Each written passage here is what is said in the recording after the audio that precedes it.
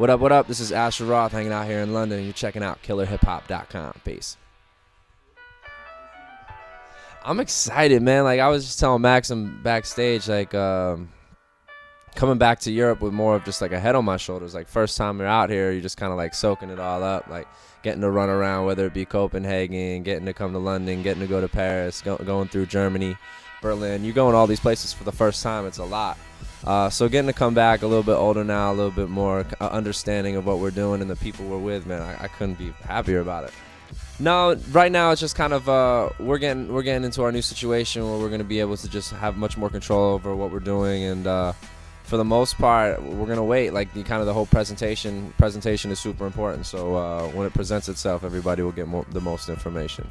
Yeah, I mean, we'll see. I mean, reached out to Sway, see what's up with Dizzy, a couple of the guys that obviously everybody knows, and we always kind of just hang out, and good people are good people, so whether you have a name or not, we're gonna stay out here for a couple of days, link up with some kids, and just have some fun.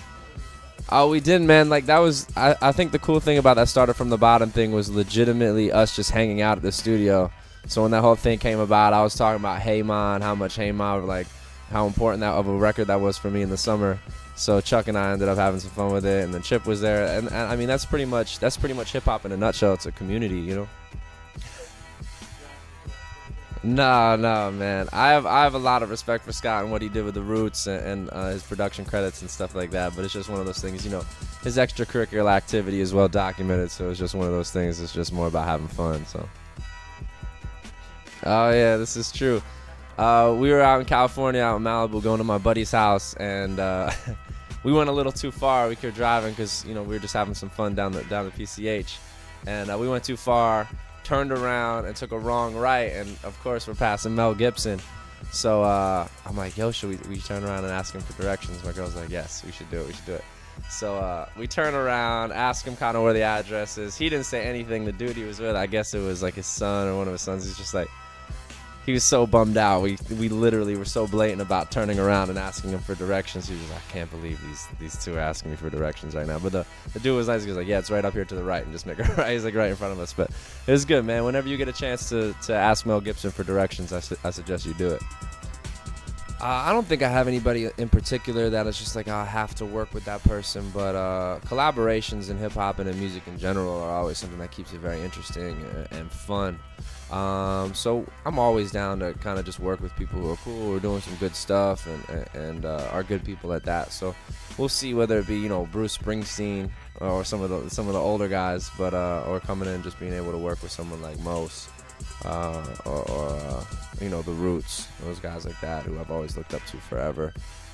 Even though we got to work with Tariq and Truck on Capital Crime, but.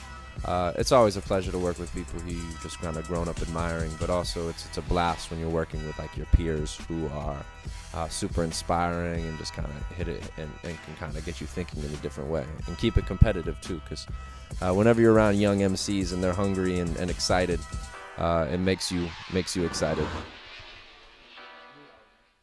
It's tough, man. I mean, for me, fun and accessible and relatable is always going to be attributes I would hope would be of the music that we're putting out. So it wasn't like grind or anything else. It's a different direction. It's more just about, like, you know, who you are in your life at that time. I mean, I was reading an interview about this author who was going through pictures, and he was just kind of laughing about how in your life you are many people, and I think that when you create music that captures it really well, because they're time capsules, and they can really capture what you're feeling and what you're going through at the same time. Same with painters. I mean, you know, Picasso wasn't exactly in a great mood when he was doing the blue period, you know, so it's stuff like that. So there's a lot, some of the newer music that I'll be releasing, you can tell what I've been going through, and I hope kind of describe where I've been and where we're going. So can't say it's any one specific direction, but Grind is a very special song to me, and an undertone of how I always kind of want to stay positive and being optimistic and you know, being able to fight through some of that stuff that might weigh you down. Yeah, it depends. I mean, the crowd, it all depends on the crowd and kind of location too. I mean, songs are going to hit differently in New York than they will in Atlanta, and that's just regional. So I can't imagine the difference from Atlanta to London. So we'll see. We get to perform Dude for the first time ever tonight, so that'll be fun. I enjoy performing Be By Myself off the first album. Grind is always a blast. And obviously College, man. I mean, people always ask me, are you sick of that song? What about that song? My relationship with that record is so amazing just because, one, what it captured in the time, and two, like what it does for everybody. It's just one of those moves where everybody can just kind of put their hands up in the air and enjoy themselves. So, we'll see. Not Meant to Be off Paps and Jazz is fun for me because it's so drastically different. In the Kitchen's always fun, but it's fun, man. It's good having a discography now, not just performing only 10 songs. My advice for anybody who wants to tour is just do it. I mean, I've read several books on just stick around your area first, and I get that. Like, hey, if you're from New York, make sure you're touring in New York, and kind of people understand what you're doing for your home city and the tri-state area, or same goes for the West Coast. But for me, with social media and the internet, it allows you to connect with people all over the world. So go high five those people, even if it's just 5 people. And that's really what we wanted to do. I'm not out here. I don't have an album coming out tomorrow. We're still working through our politics and our conflicts of interest. And I don't have any merch out here or anything like that. So I'm not trying to sell anything to anybody. I just wanted to come see some good people, play some music, and be out here. So it's a beautiful thing about the job. It's a perk of the job. It's not easy work, but you're allowed to travel. You're allowed to meet new people. So all I can say from an advice standpoint is just do it.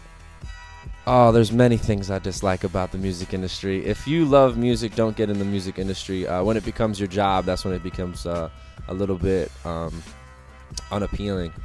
But for the most part, man, the fact that I get to do this as a job, and I'm not, collecting tolls, not anything like it's wrong with that, but there's something that I love to do, and I get to do it for a living. So just for that, I'm as happy and blessed as can be. It's not essentially the best business in the world. It's more run like a mafia, but that's cool, man. Like, I get it. I know some people listen to music with dollar signs, and other people use it as stress relief. So just trying to keep it balanced and do it for the right reasons that I feel are the right reasons, and hopefully at the end of the day I'll be able to be happy with it all. Oh man, no crazy messages. Obviously, without you guys, I'm nobody. I'm just the same old Asher Roth recording in my basement. So this is the reason why we're here. This is why we do it. I love you guys to death for your support. I truly believe that I have some of the most creative and fun-loving fans on the planet. So thank you guys for being my support system. Cheers.